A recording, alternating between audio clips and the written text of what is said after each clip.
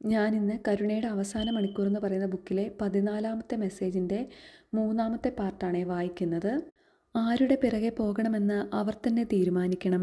എൻ്റെ സഭയുടെ മേൽ പിശാച് അവൻ്റെ വെറുപ്പും അത്യാഗ്രഹവും ശക്തിയും വിനാശവും പ്രയോഗിക്കുമ്പോൾ മനുഷ്യർ പരസ്പരം നശിപ്പിക്കുന്നത് ഇനിയും എനിക്ക് അനുവദിക്കാൻ കഴിയുകയില്ല.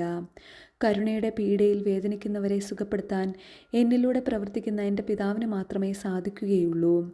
ഒരേ ഒരു പ്രതിവിധി എന്നിലൂടെ സംഭവിക്കുന്ന നിങ്ങളുടെ ഹൃദയ പരിവർത്തനമാണ്. എൻ്റെ നാമം വഹിക്കുന്ന എൻ്റെ ജനം തങ്ങളെ തന്നെ എളിമപ്പെടുത്തുകയും എൻ്റെ മുഖം തേടുകയും തങ്ങളുടെ ദുഷ്ടമാർഗങ്ങളിൽ നിന്ന് പിന്തിരിയുകയും ചെയ്താൽ ഞാൻ സ്വർഗത്തിൽ നിന്ന് അവരെ ശ്രവിക്കുകയും അവരുടെ പാപങ്ങൾ ക്ഷമിക്കുകയും അവരുടെ ദേശത്തെ സുഖപ്പെടുത്തുകയും ചെയ്യും.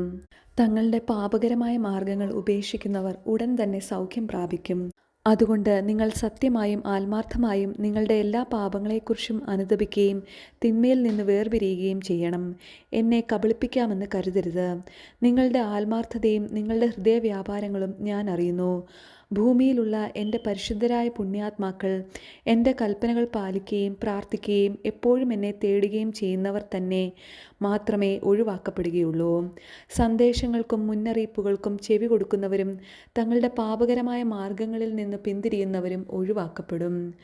ആവശ്യത്തിലായിരിക്കുന്ന എൻ്റെ മക്കളെ സഹായിക്കുന്നവരും ദരിദ്രരെ തീറ്റുന്നവരും സുവിശേഷ ഭാഗ്യങ്ങൾക്കനുസരിച്ച് ജീവിക്കുന്നവരും ഒഴിവാക്കപ്പെടും. അവർ ഈ പീഡ അനുഭവിക്കേണ്ടി വരികയില്ല.